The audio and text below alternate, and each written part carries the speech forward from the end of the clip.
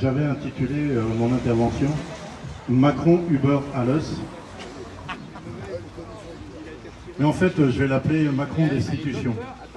Ce mot d'ordre devrait être le slogan de tous les partis de l'Assemblée nationale qui devraient représenter la France. Nous savions déjà que Macron, par sa position au sein de la banque Rothschild et de son réseau d'amis haut placés, était un agent du pouvoir financier.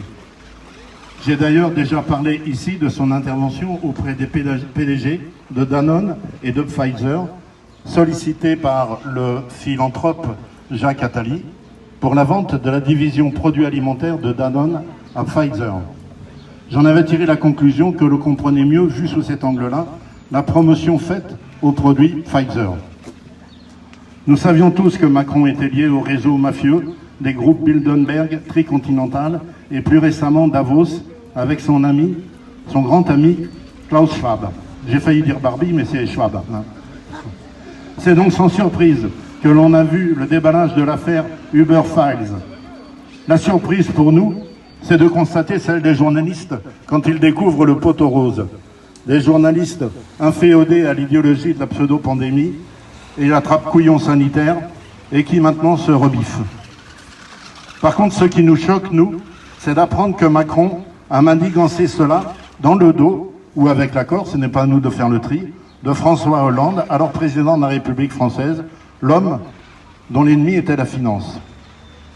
Parmi les plaies mobiles formatés qui lui servent de gouvernement, Attal se met en colère, disant que Macron n'avait jamais caché son idéologie libérale et son désir de libérer l'économie française des contraintes légales qui l'étouffaient. Mais à ce moment-là, sous la présidence Hollande, qui était-il Macron? Et devant qui avait-il fait valider son programme économique et sa démarche pro-lobbyiste? Car s'il a exprimé cette idéologie pendant sa première campagne présidentielle, quand le peuple français a-t-il su qu'à cette époque, Macron, alors inconnu du grand public, puis sous-ministre à l'économie au service du peuple français, normalement, offrait secrètement, à l'insu de son... Pardon.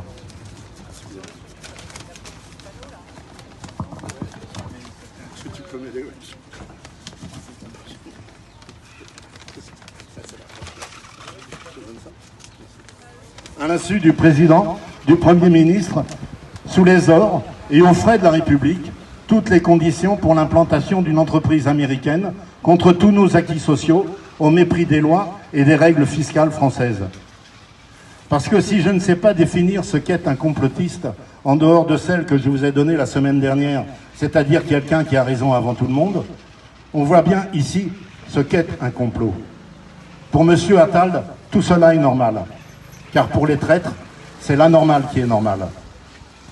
Et après, on sortira les mouchoirs parce que les Français ne votent plus. Mais pourquoi ce consortium de journalistes qui, depuis 2 ans, n'ont pas dit un mot sur le scandale de la fausse pandémie et des vaccins assassins et stérilisants, dévoile-t-il maintenant les actes de Macron dans le dos du peuple français?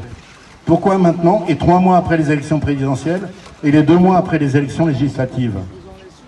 Les 2 costards offerts de Fillon était-il plus facile à trouver dans sa garde-robe que toutes les casseroles de Macron dans sa cuisine électorale? Ou bien alors, l'homme, Macron, est-il condamné après avoir bien servi, peut-être trop usé? Son boulot ne serait-il pas en train de s'achever? Après avoir vendu les fleurons de l'industrie française, Alcatel, Alstom, Lafarge, Technip, et démoli leurs usines de production et de conception en France, que lui reste-t-il à faire pour servir les oligarques internationaux? J'ai quelques pistes. Ubériser, c'est devenu un néologisme. L'hôpital, c'est déjà quasiment fait. Remarquons au passage, et ce n'est pas anecdotique, que Macron a réservé au personnel de santé le même traitement qu'Uber à ses chauffeurs et livreurs. Il les a mis en dehors des règles du droit du travail en leur infligeant des sanctions brutales et injustifiées.